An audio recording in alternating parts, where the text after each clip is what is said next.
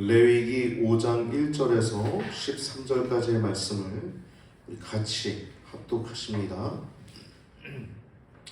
누구든지 증인이 되어 맹세시키는 소리를 듣고도 그 본 일이나 아는 일에 진술치 아니하면 죄가 있나니 그 허물이 그에게로 돌아갈 것이요, 누구든지 부정한 들짐승의 사체나 부정한 가축의 사체나 부정한 곤충의 사체들 무릇 부정한 것을 만졌으면 부지중이라 할지라도 그 몸이 더러워져서 허물이 있을 것이요, 혹시 부지중에 사람의 부정에 다닥쳤는데 그 사람의 부정이 무엇 어떠한 부정이든지 그것을 깨달을 때에는 허물이 있을 것이요, 혹 누구든지 무심 중에 입으로 맹세를 말하여 악을 하리라 하든지 선을 하리라 하면 그 사람의 무심 중에 맹세를 말하여 말한 것이 어떠한 일이든지 깨닫지 못하다가 그것을 깨달을 때에는 그 중에 하나의 허물이 있을 것이니, 이 중 하나의 허물이 있을 때에는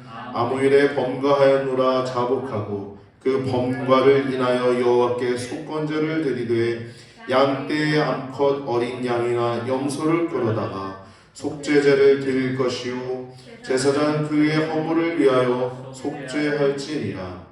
만일 힘이 어린 양에 미치지 못하거든 그 범과를 속하기 위하여 산비둘기 둘이나 집비둘기 새끼 둘을 여호와께로 가져가되 하나는 속죄제물을 삼고 하나는 번제물을 삼아 제사장에게로 가져갈 것이요, 제사장 그 속죄제물을 먼저 드리되 그 머리를 목에서 비틀어 끊고 몸은 아주 쪼개지 말며 그 속죄제물의 피를 단 곁에 뿌리고 그 남은 피는 담 밑에 흘릴지니 이는 속죄제요, 그 다음 것은 규례대로 번제를 드릴지니 제사장이 그의 범과를 위하여 속한즉 그가 사함을 얻으리라. 만일 힘이 산비둘기 둘이나 집비둘기 둘에도 미치지 못하거든 그 범과를 인하여 고운 가루 에바 10분의 1을 예물로 가져다가 속죄제물로 드리되 이는 속죄제인즉 그 위에 기름을 붓지 말며 유향을 놓지 말고 그것을 제사장에게로 가져갈 것이요, 제사장은 그것을 기념물로 한 움큼을 취하여 단 위 여호와의 화제물 위에 불사를 지니 이는 속죄제라. 제사장이 그가 이 중에 하나를 범하여 얻은 허물을 위하여 속한즉 그가 사함을 얻으리라. 그 나머지는 소재물같이 제사장에게 돌릴지니라. 아멘. 할렐루야. 오늘도 하나님을 예배하기 위해 하나님의 성전 앞에 은혜의 보좌 앞에 담대히 나오신 여러분들 주님의 이름으로 축복하고 또 환영합니다. 오늘 본문을 보면 이제 속죄제를 드려야 할 경우들에 대해서 말씀이 나오고 있습니다. 그래서 죄를 정결케 하는 속죄제 두 번째 시간을 갖는데요. 오늘도 속죄제죠. 첫 번째는 번제, 그 다음은 소제, 그 다음은 화목제, 오늘이 속죄제입니다. 드려야 할 경우들 깨달았을 때 한 4가지 경우들에 대한 얘기가 나오고요. 또 가난한 자들, 또 극빈자, 가난한 중에서도 너무 가난한 사람들은 어떻게 해야 되는지 말씀이 나오고 있습니다. 원래는 어린 양이나 이렇게 드려야 되는데 그것도 드리지 못할 경우에는 집비둘기나 산비둘기를 가져오라 그래요. 더 나아가 그것도 없는 극빈자, 극빈은 가장 너무 가난해서 산비둘기, 집비둘기도 못 가져온 자는 뭘로 가져오라고 하냐면 고운 가루를 가져오라고 그래요. 그럼 이를 봤을 때 어떤 옛날 목사님들은 성경을 제대로 이렇게 주석까지 안 보시는 분들 가운데 이런 설교를 하신 분들이 있어요. 보면 아벨의 제사는 피의 제사였기 때문에 하나님 받으셨고 가인의 제사는 그렇지 않았기 때문에 안 받았다는 얘기가 나오잖아요. 그런 얘기 보신 분들도 간혹 있을 거예요. 오늘 본문을 통해서 그 말은 완전히 그냥 산산조각 나죠. 속죄제 가운데 극빈자가 들었던 것이 고운 가루 한 에바였죠. 한 에바는 약 한 2리터 정도 됩니다. 여러분 코카콜라 요즘 뚱뚱한 거 나오잖아요. 그게 한 2리터 되죠? 네. 한 2리터 정도 됩니다. 그래서 그 정도 곡식을 가져가면 그거를 다 드리는 것도 아니에요. 거기서 기념물로 한 움큼 가득 손에 해가지고 하나님께 태워드리는 것. 소재랑 다른 건 유향과 기름을 거기에 섞지 않았어요. 기름을 섞고 유향을 그 위에 얹으라고 소재는 그랬잖아요. 근데 그것은 기쁨을 상징하는 것인데 기쁨을 상징할 수 없죠. 속죄제는 죄를 속하여 주는 거니까. 그래서 이렇게 오늘 본문을 통해서 여러분 하나님이 얼마나 죄를 미워하시고 또 죄를 얼마나 용서하시기를 기뻐하시는지 잘 나누고 돌아가시길 바랍니다. 할렐루야. 그래서 1절부터 6절은 깨달았을 때입니다. 여러분 죄는요 깨달아야 회개할 수 있는 것입니다. 죄를 깨닫지 못하면 뒤에서 계속 수근수근하고 또 내가 여자를 보고도 겉으로 외적인 죄를 짓는 것뿐만 아니라 속으로 음욕을 품는 것까지도 예수님 뭐라 그랬죠? 죄라고 그랬죠. 음욕이 뭐예요? 저 여자랑 자고 싶다, 만지고 싶다. 이 벌써 음욕이 그 안에 들어오는 거죠. 여자들만 그렇습니까? 남자들도 그렇죠. 남자들도 저 남자 근육이 멋있는데 만지고 싶다, 듬직하다, 이런 매력적이다. 이게 다 죄 아닙니까?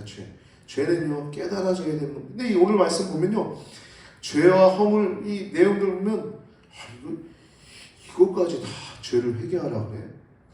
하나님 너무하신 거 아니야? 그럴 수도 있는데 여러분 죄는요 멀리하고 하나님은 가까이 하는 것이 복인 줄 믿습니다.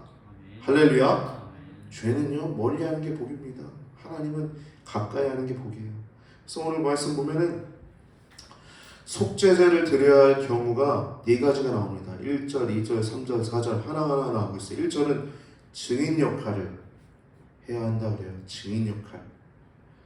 어떤 죄를 들었을 때 어떤 맹세시키는 내가 저는 죽여버릴 거야.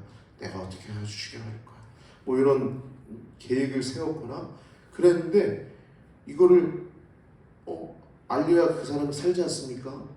이런 어떤 증인 역할이나 이런 것뿐만 아니라 맹세시키는 소리. 맹세는요 좋은 게 아닙니다. 여러분 진행세는요 과시하는 사람들, 그런 사람들이 많이 해요. 실제 그렇지 않은 걸 내가 마치 그런 것처럼 보이기 위해서 내가 진짜 그래, 야 내가 진짜 맹세코 내가 맹세, 그러지 않습니까? 그 맹세하는 것 자체가 예수님은 죄라고 그랬어요. 그래서 예수님은 맹세하지 마라. 너희는 예, 아니요, 아니요만 하라는 거예요. 그래서 과시하는 것 별로 좋은 게 아닙니다.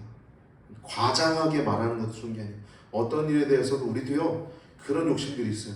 내가 한 건 이렇게 한 건데 요걸 좀 더 포장해가지고 조금 더 과하게 얘기하는 경우 있어요. 예를 들어서 내가 2명이랑 싸워서 얘기하는데 내가 3-4명이랑 싸워서 얘기했다. 1대7 한 3-4명이랑 싸웠는데 내 10명이랑 싸워서 얘기했다. 사람 부풀리는 경향들이 있잖아요.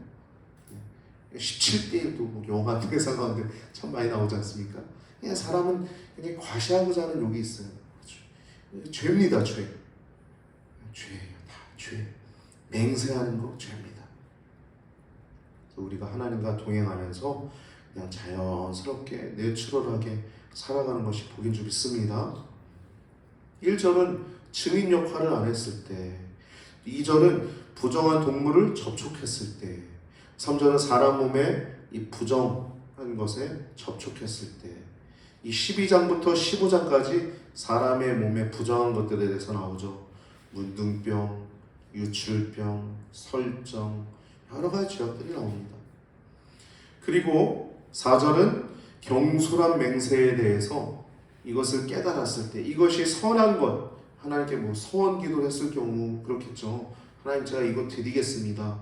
근데 했는데 안 지켰을 때, 그때 속죄제를 먼저 드리고 또 서원을 행하는 거겠죠. 뭐 그런 경솔한 맹세에 대해서 4절은 얘기합니다.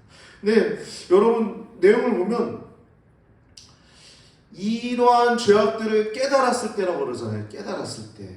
우리가 처음에 레위기에 대해서 얘기 나눌 때 레위기는 부정과 정함 그리고 세속과 거룩에 대해서 말씀을 나눴죠. 여러분 우리가 하나님께 나아가려면 정해야 합니다. 부정하면 하나님을 가까이 할 수 없어요. 내가 시기하는 마음이 있어요. 여러분 시기라는 건 뭐냐면 내가 이루지 못한 걸 남이 이룬 거예요. 그걸 그냥 칭찬하고 인정해 주는 게 아니라 마음 가운데 내가 못 이루는 것에 대해서 좀 미워하고 그걸 헐뜯는 뭐 그런 마음이라고 할 수 있겠죠. 시기하는 거. 그런 죄악들, 우리가 죄악들이 얼마나 많습니까? 우리들 안에 있는 그 죄악들. 근데 이 부정한 것들이 다 죄악이에요. 여러분 안에 있는 모든, 제가 지금 작은 거 시기 하나 얘기했지만 부정한 게 다 죄입니다. 죄. 정해야 하나님께 나아갈 수 있는 거예요. 여러분 하나님과 가까이 하고 싶지 않습니까? 할렐루야? 할렐루야? 우리 아까 전사님 찬양인도 하시기 전에 그런 얘기 하셨어요. 성령의 은사들을 받아야 신앙생활하기에 좋다. 물론 그렇습니다. 여러분 구원받는데 문제는 없어요. 성령의 은사 안 받아도 성령의 은사들을 충만하게 받지 않아도 구원은 받을 수 있어요. 근데 성령의 은사들을 사모해야 구원받는데 신앙생활하는데 구원받는 데가 아니라 신앙생활하는데 수월합니다. 여러분 성령의 은사들을 받아야 합니다. 성령의 은사들은 많은 것들이 있어요. 지혜의 은사. 여러분 성령의 은사를 받아야 되는 이유 중에 하나는 여러분 안에 이미 성령 하나님이 계시기 때문입니다. 할렐루야. 예수님을 주라고 주님이라고 고백하려면 우리 안에 성령님이 계셔야지 주님이 나오는 거예요. 할렐루야. 아니 2000년 전에 사람 하나가 와가지고 십자가에 달려 죽었다는데 그게 나랑 뭔 상관인데? 그렇지 않겠어요? 근데 성령께서 뭘 깨닫게 하냐면 그분이 하나님이신데 이 땅에 오셨어. 그분이 하나님이신데 나의 죄를 대신하시기 위해서 인간의 몸을 입고 오셨고 우리의 모든 죄와 허물을 대신하시기 위해서 죄 없으신 하나님이신데 인간의 몸을 입고 이 땅에 오신 것뿐만 아니라 십자가에서 죽으셨어. 이게 믿어지는 거예요. 할렐루야? 이게 여러분 힘으로 믿어져요? 안 믿어져요. 그게 믿어지게 하는 게 성령님의 역사입니다. 할렐루야? 그래서 성령 하나님이 아니고는 예수를 주라고 할 수 없는 겁니다. 예수님 주님 저희들을 용서해서 이렇게 할 때 여러분 안에 성령 하나님 계시다는 증거예요. 할렐루야? 근데 성령 은사를 받아야 된다는 건 뭐냐면 왕성해야 되는 것입니다. 성령님이 우리 가운데 왕성해야 되는 거예요. 성령 은사를 보면 첫 번째 지혜 은사가 있어요. 여러분 에베소 1장 17절 보면 우리 주 예수 그리스도의 하나님 영광의 아버지께서 지혜와 계시의 영을 너희에게 주사 하나님을 알게 하시고 라고 해요. 여러분 하나님을 아니까 예배하지 않습니까? 할렐루야? 여기 와가지고 모르는 분 예배하는 거 아니잖아요. 하나님 정확하게 계신 분 예배하고 있고 계신 분께 영광 돌려드리고 있습니다. 할렐루야? 네, 지혜와 계시의 영을 우리 가운데 부어주셨대요. 지혜와 계시의 영. 지혜와 계시의 영을 우리 가운데 주사 하나님을 알게 하시고 지혜의 은사는 뭐냐면 하나님을 알게 하는 겁니다. 그리고 성경을 읽을 때 깨달으시는 거예요.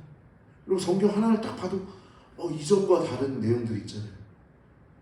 그렇죠? 성경 봐도 또 다르잖아요. 예전에 봤던 말씀이 또 새로. 이게 바로 계시의 영이에요. 지혜의 영, 계시의 영. 이 지혜의 은사가 있어야 됩니다. 그래야 죄를 깨달으시고 하나님 깨달으시고. 지식의 은사는 아는 거예요. 아는 거. 여러분 비행기를 만들려면 비행기를 만들 수 있는 그 구조들을 전체를 알아야죠. 엔진, 연기가 나가는 거, 뜨는데 바퀴가 있어야 되고 굴러가야 되고 하늘에서 어떻게 떠서 그것을 유지할 수 있고, 이런 내용들을 잘 아는 것이 지식의 은사예요. 지식의 은사. 그래서 사업을 해도 지식의 은사야 있어야 잘 되는 것이고, 지혜의 은사뿐만 아니라 지식의 은사도 구해야 될 줄 믿습니다. 지혜의 은사, 지식의 은사, 믿음의 은사, 능력 행함의 은사, 믿음의 은사보다 더 이렇게 된 것이 능력 행함의 은사. 모세가 지팡이를 들고 팔을 쫙 뻗었을 때 홍해가 갈라졌던 것처럼, 이게 바로 능력 행함의 은사입니다. 능력 행함의 은사. 엘리야가 믿음을 가지고 기도했을 때 하늘 문을 닫아 3년 반 동안 비가 내리지 않았던 거죠. 능력 행함의 은사. 예언의 은사, 여러분 예언의 은사 여러분 있어야 다. 여러분 기도할 때 여러분들의 입에서 나오게 하시는 것들 있잖아요. 여러분도 모르게 그 예언의 은사입니다.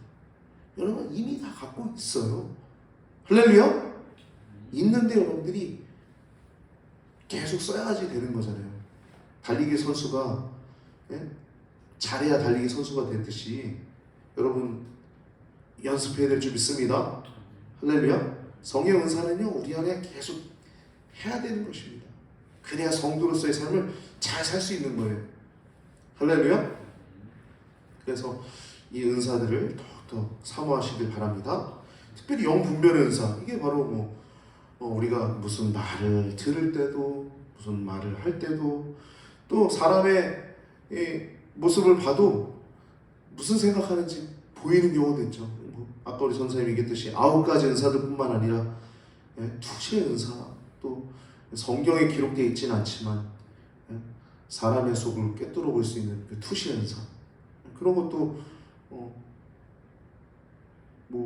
초사이어인이 되는 게 아니라 하나님이 주시면 보이는 겁니다. 할렐루야. 성령의 은사들을 통해서 하나님을 더욱더 분명히 알고, 여러분들 신앙이 엔진이 막 걸려야지 막 신앙생활 하는 것처럼 성령의 은사들이 왕성해야 신앙생활을 잘하는 겁니다. 할렐루야. 성령의 기름이 막 부어져야지 막 가는 거예요. 성도들도 성령의 기름이 막 부어져야지 막 가는 거예요. 할렐루야. 그래서 성령의 은사를 더욱더 사모하시고 기도하시면서 우리의 죄와 허물을 발견하고 주님과 동행하시기 바랍니다. 지금 부정과 정함 얘기하다가 거룩 여기까지 얘기해야 되는데 너무 많은 얘기를 했네요. 아무튼 부정과 정함을 레위기는 얘기하고 있어요. 부정할 경우에 하나님께 나아갈 수 없게 되는 거예요. 그래서 정해야 되는 것입니다. 죄를 용서함 받아야 되는 거예요. 부정한 것은 오늘 본문에 이렇게 있지만 구체적으로 우리가 하나님 두기를 싫어하는 자들의 특징이 로마서 1장에 나오죠. 로마서 1장 말씀 보면 로마서 1장 28절에서 보면은 저희가 마음에 하나님 두기를 싫어하며, 하나님 두기를 싫어했대요. 하나님 두기를 싫어하니까 어떤 열매들이 나오냐면 그 마음을 상실한 마음대로 내어버려도 합당치 못한 일을 하게 하셨어요. 여러분 하나님이 유기하신 것, 방치하는 건 진노 가운데 이미 있는 겁니다. 그런 자들이 어떠한 일들을 행하냐? 모든 불의는 내가 왕이 된 거예요. 불의는 모든 죄악의 근원입니다. 하나님이 왕이 아니라 하나님과 바른 관계 속에 있는 것이 의거든요. 근데 불의, 하나님과 바른 관계 속에 없으니까 내가 왕이 되는 거예요. 여기서 다 뿌리가 나오는 겁니다. 불의, 추악, 탐욕, 악의, 시기, 살인, 분쟁, 사기, 악독, 수근수근, 비방, 하나님 미워하는 것, 능욕, 교만, 자랑, 악을 도모, 부모를 거역하는 것, 우매한 것, 배약하는 것. 배약은 뭡니까? 약속을 파기하는 거예요. 무정한 것, 무자비한 것. 저에게 이 같은 일을 행하는 자는 사형을 해당한다고 하나님의 정하심을 알고도 자기들만 행할 뿐 아니라 그 일을 행하는 자들도 옳다 하느니라. 여기 가운데 추악이라고 하는 게 그겁니다. 세상을 더럽게 만드는 거예요. 동성애 음란 집회하는 거를 옹호하고 그걸 막 거기 가서 축복식까지 하는 목회자. 제 말 맞죠? 거짓 선자 맞죠? 거짓 선자는 죽어요. 하나님 두기를 싫어하는 자들의 열매가 그렇습니다. 하나님과 동행하고 하나님과 함께하는 것이 복인 줄 믿습니다. 그래서 1절부터 4절 보면 부지중일지라도 어떠한 부정일지라도 그것을 깨달을 때 무심한 중에 그것을 깨닫지 못하다가 일부러 짓는 죄뿐만 아니라 모르는 상태에서 행한 부정한 일들도 죄가 되는 것입니다. 그 죄를 용서함 받아야 하나님과 동행할 수 있는 것입니다.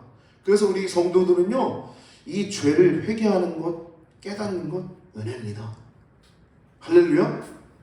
그래서 뭐 지식의 은사, 지혜의 은사 이건 있어도 되고 없어도 되고 하는 게 아니라 이게 있어야 신앙생활을 잘할 수 있는 거예요. 할렐루야. 죄가 되는 것입니다. 모르는 상태에서 행한 모든 죄들도 부지중에 한 것도 죄가 되는 거예요. 그래서 하나님을 알고 죄를 아는 것은 성령님의 은혜입니다. 그 지각 있는 것은. 근데 우리는 한계가 있어요. 죄를 쉽게 깨닫지 못합니다. 지금도 내가 지은 모든 죄들을 내가 지금 죄를 지으면서도 죄가 아니라고 생각하는 사람도 있어요. 그래서 죄를 깨닫게 되고 하나님과 동행하는 것이 더욱더 복임을 기억하는 여러분과 제가 되길 바랍니다. 시편 86편 3절에서 5절 보면 제가 적어놨습니다. 용서하기를 즐거워하신 하나님, 이거 적어놨어요. 제가 읽어드리겠습니다. 주여 내게 은혜를 베푸소서. 내가 종일 주께 부르짖나니 주여 내 영혼이 주를 우러러 보으니 주여 내 영혼을 기쁘게 하소서. 주는 선하사 용서하기를 즐거워하시며 주께 부르짖는 자에게 인자하심이 후하심이니이다. 아멘.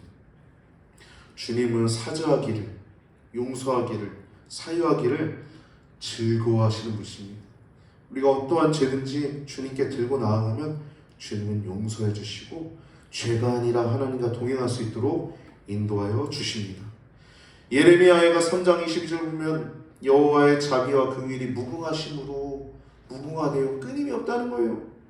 무궁하심으로 우리가 진멸되지 아니함이니이다. 여러분, 예레미야 얘기가 언제 쓰여진 겁니까? 남북분열 이후에 포로 후기에 나중에 그때 예레미야가 눈물로 나라가 다 멸망당하고 그때 쓴 내용 아닙니까? 우리가 진멸되지 아니함이니이다. 여호와의 자비와 긍휼이 무궁하심. 여러분과 제가 그렇게 은혜로 살아감을 기억하시기 바랍니다. 오늘도 그 은혜로 우리가 이 자리에 있습니다. 오직 그 은혜로 우리가 구원받았습니다. 에베소 2장 3절에서 5절 말씀 보면요, 에베소 2장 3절에서 5절 말씀 보면은 전에는 우리도 다 그 가운데서 우리의 육체의 욕심을 따라 지내며 육체와 마음이 원하는 대로 하여 다른 이들과 같이 본질상 진노의 자녀였어요. 근데 긍휼에 풍성하신 하나님이 우리를 사랑하신 그 큰 사랑을 인하여 허물로 죽었던 우리를 살리셨고 너희가 은혜로 구원을 얻었느니라. 아멘. 하나님이 우리를 구원하신 건 우리의 어떠한 노력도 아닙니다. 우리의 어떠한 행함도 아닙니다. 오직 긍휼에 풍성하신 하나님의 사랑이 우리를 용서하시기를 기뻐하시고 즐거워하신 줄 믿습니다. 요한계시록 1장을 보면요, 예수님이 나타나서 사도 요한에게 얘기를 하죠. 근데 이제 그 예수님에 대해서 묘사하는 내용이 5장을 보면은 이런 내용이 나와요. 인봉한 책이 나오는데 이걸 어떻게 뗄까? 이거 누가 떼야 되는데 막 울어요, 사도 요한이. 그러자 염려하지 마라. 어린 양께서 떼시리라. 그래서 5장에 보면은 내가 몸에 보좌에 앉으신 이의 오른손에 책이 있으니 안팎으로 썼고 7 인으로 봉하였더라. 또 몸에 힘 있는 천사가 큰 음성으로 외치기를 누가 책을 펴며 그 인을 떼기에 합당하냐? 이렇게 하니 하늘 위에나 땅 위에나 땅 아래 능히 책을 펴거나 보거나 할 이가 없더라. 이 책을 펴거나 보거나 하기에 합당한 이가 보이지 않기로 내가 크게 울었더니, 사도 요한이 크게 울고 있는 거예요. 그래서 장로 중에 하나가 되게 말하되 울지 마라. 유다 지파의 사자 다윗의 뿌리가 이기었으니 이 책과 그 7인을 떼시리라 하더라. 그 다음 5장 6절을 보면 내가 또 보니 보좌와 네 생물과 장로들 사이에 어린 양이 섰대요. 누구죠? 우리 주 예수 그리스도십니다. 어린 양이 섰는데 일찍 죽임을 당한 것 같더라. 아멘. 예수님은 우리를 위해서 죽임을 당하셨습니다. 그 큰 은혜로 우리가 살리심을 받았습니다. 일찍 죽임을 당한 것 같더라. 일곱 뿔과 일곱 눈이 있으니 이 눈은 온 땅에 보내심을 입은 하나님의 일곱 영이더라. 어린 양이 나와서 보좌에 앉으신 이의 오른손에서 책을 취하시니라. 책을 취하심에 네 생물과 24장로들이 어린 양 앞에 엎드려 각각 검은고와 향이 가득한 금 대접을 가졌으니 이 향은 성도들의 기도드리니라. 새 노래를 노래하여 가로되 책을 가지시고 그 인봉을 떼게 합당하시도다. 일찍 죽임을 당하서 각 족속과 방언과 백성과 나라 가운데서 사람들을 피로 사서 하나님께 드리시고 저희로 우리 하나님 앞에서 나라와 제사장을 삼으셨으니 저희가 땅에서 왕노릇 하리로다. 아멘. 할렐루야. 우리가 이전에 죄와 사망 가운데 왕노릇했다면 이제는 의와 생명 가운데 왕노릇하는 성도로 부르심을 받았음을 기억하시기 바랍니다.